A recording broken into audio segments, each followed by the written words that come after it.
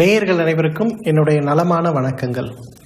ஆயுள் முழுவதும் ஆரோக்கியம் தினமொரு மூலிகை அப்படிங்கிற தலைப்பின் கீழே தினசரி ஒவ்வொரு செடிகளை பற்றியும் காய்களை பற்றியும் வேர்களை பற்றியும் அவற்றிலிருந்து கிடைக்கக்கூடிய பொருட்கள் நம்முடைய ஆரோக்கியத்தை மேம்படுத்துவதற்காகவும் உடலில் ஏற்படுகின்ற தீர்க்க முடியாமல் இருக்கக்கூடிய வியாதிகளை குணமாக்க எவ்வாறு உதவுகிறது அப்படிங்கிறதை பற்றியும் தினசரி பார்த்து கொண்டிருக்கிறோம். அந்த வகையில் இன்றைக்கு நம்ம பார்க்கக்கூடிய நம்ம எல்லாருக்குமே தெரிந்த உலகத்தில் இருக்கக்கூடிய எல்லா சமையல் கட்டுகள்லையும் இருக்கக்கூடிய ஒரு செடியை பற்றி இன்னைக்கு பார்க்க போறோம். சீரகம் அல்லது ஜீரகம்னு சொல்லக்கூடிய அதை பற்றி தான் இன்னைக்கு பார்க்க போறோம். பொதுவாகவே ஜீரகம் அப்படிங்கிற விதையை பற்றி நம்ம எல்லாருக்குமே தெரியும். ஜீரணத்துக்கு நல்லது, சுவையை கூட்டக்கூடியது, வாசனையை கூட்டக்கூடியது, நிறைய அதோட மருத்துவ குணங்கள் இருக்கிறத பார்க்குறோம்.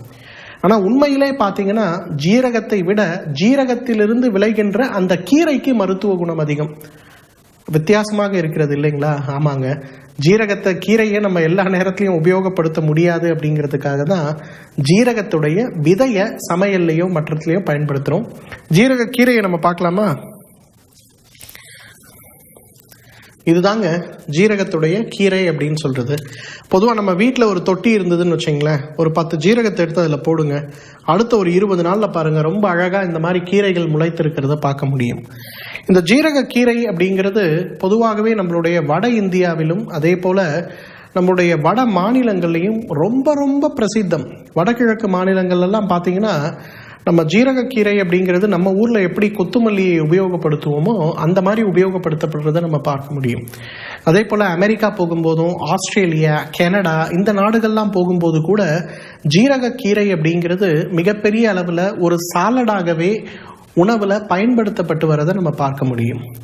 ஜீரகக்கீரை ஒரு மருந்து அப்படின்னு சொல்றதை விட ஒரு உணவுன்னு சொல்றது சால சிறந்தது. ஏன்னா பெரும்பாலும் இதை உள்ளுக்கு உணவாக பயன்படுத்துகின்ற ஒரு வழக்கமும் உண்டு, வெளிப்புறமாக உடலுடைய ஆரோக்கியத்தை மேம்படுத்துவதற்காக பயன்படுத்துகின்ற ஒரு வழக்கமும் உண்டுன்னு சொல்லலாம். பொதுவாக இந்த மாதிரி ஜீரகக்கீரை ஒரு கட்டு அப்படிங்கிறது பொதுவாக நம்ம மார்க்கெட்டில் பொதுவாக கிடைக்கும்.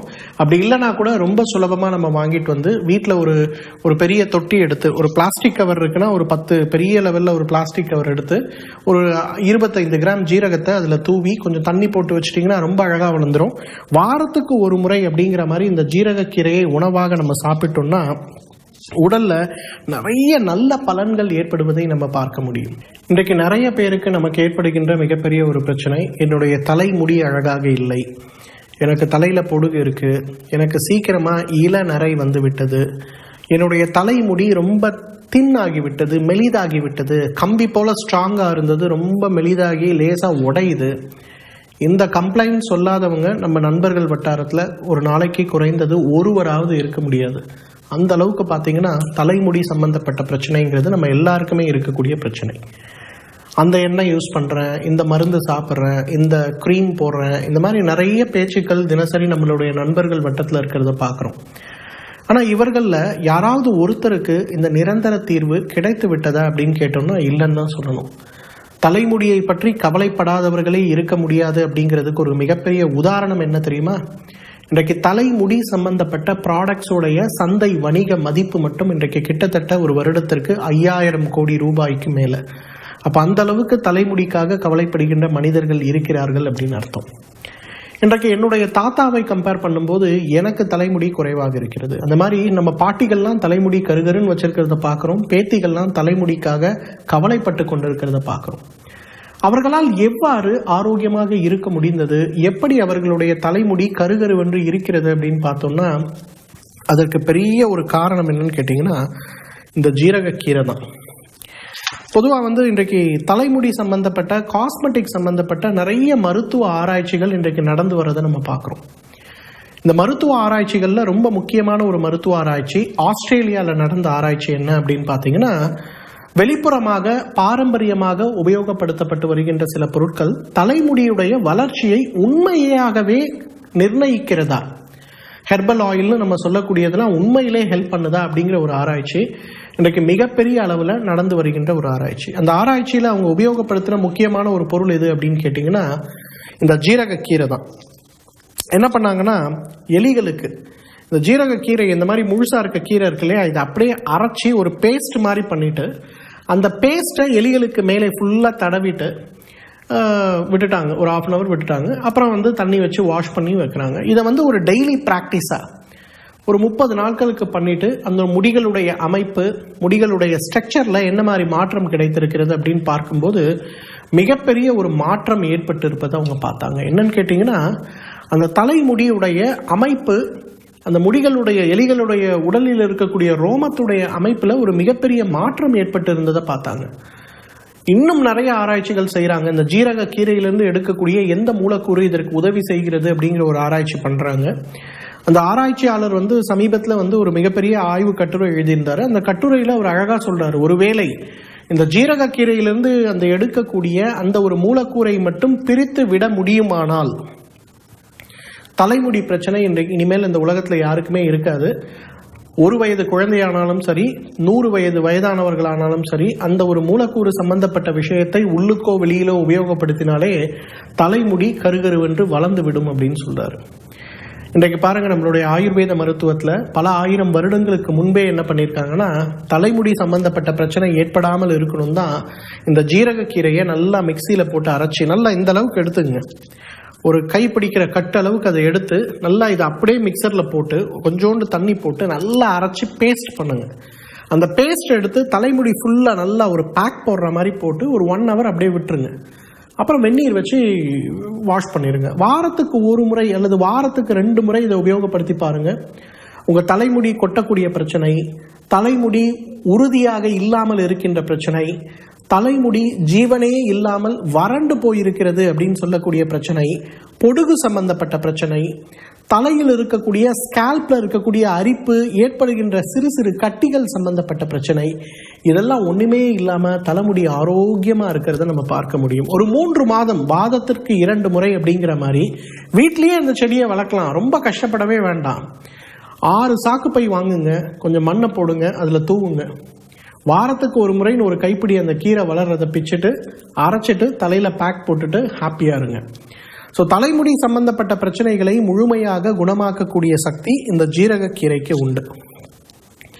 இன்றைக்கு வயிறு சம்பந்தப்பட்ட உபாதைகள், குறிப்பாக செரிமானம் சம்பந்தப்பட்ட கோளாறுகள் இல்லாதவர்களே இருக்க முடியாது. இதற்கும் ஒரு மிகப்பெரிய உதாரணம் என்னன்னு பார்த்தீங்கன்னா, இன்றைக்கு தொலைக்காட்சி ஆகட்டும், நாளிதழ்கள் ஆகட்டும், 4 ஏடுகள் ஆகட்டும், எதுல பார்த்தாலும் வயிறு எரிச்சலை குறைக்கக்கூடிய மருந்து, கேஸ் ட்ரபிளை குறைக்கக்கூடிய மருந்து அப்படின்னு சொல்லிட்டு நிறைய விளம்பரங்கள் வரதை நம்ம பார்க்குறோம்.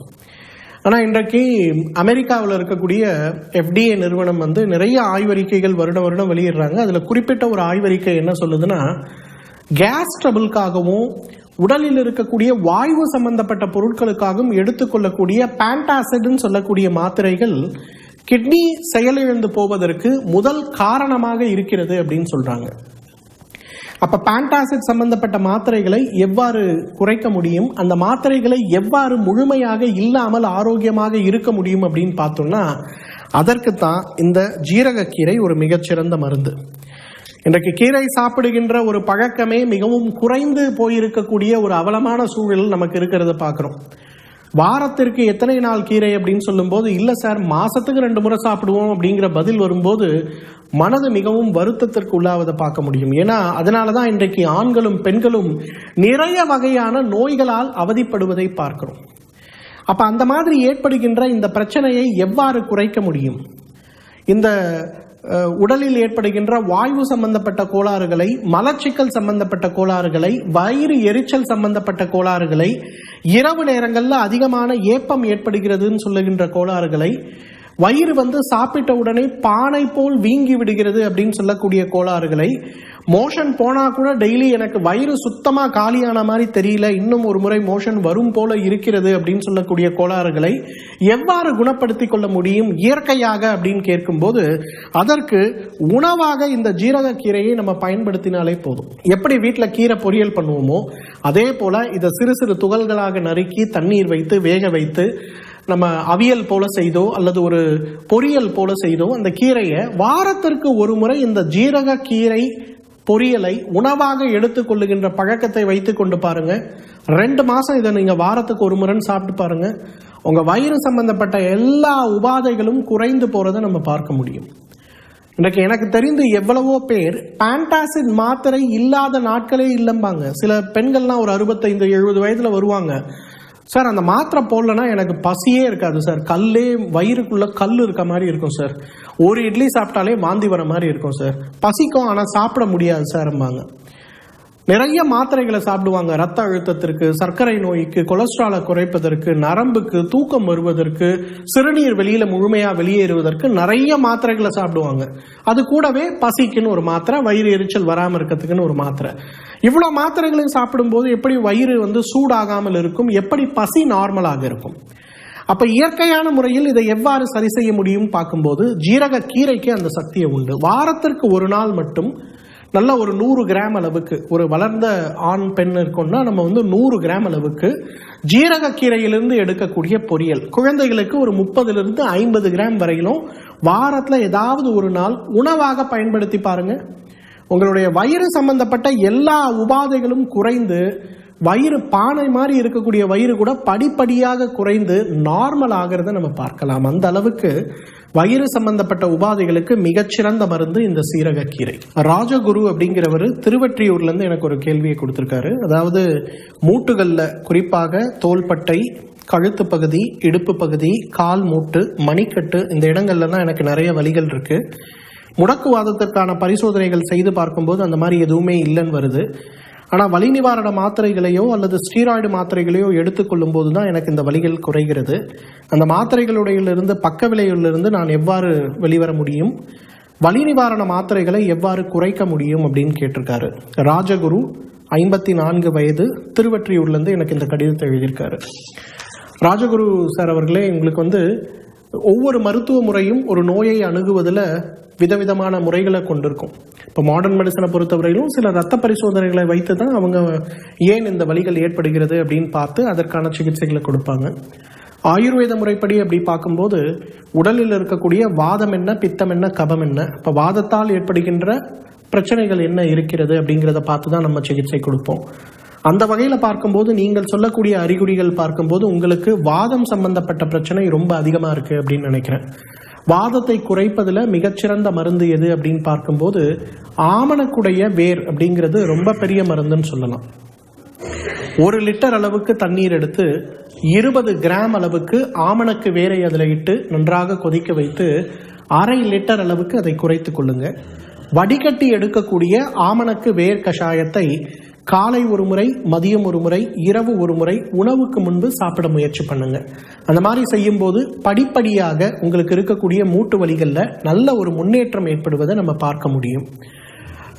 நேயர்கள், உங்களுக்கு இருக்கக்கூடிய மருத்துவம் சம்பந்தப்பட்ட, ஆரோக்கியம் சம்பந்தப்பட்ட கேள்விகளை எங்களுக்கு அனுப்ப வேண்டிய முகவரி டாக்டர் கௌதமன், மருத்துவ இயக்குனர், ஸ்ரீ வர்மா ஆயுர்வேத மருத்துவமனை, நம்பர் 37, வஉசி முதல் தெரு, கோடம்பாக்கம், சென்னை 24.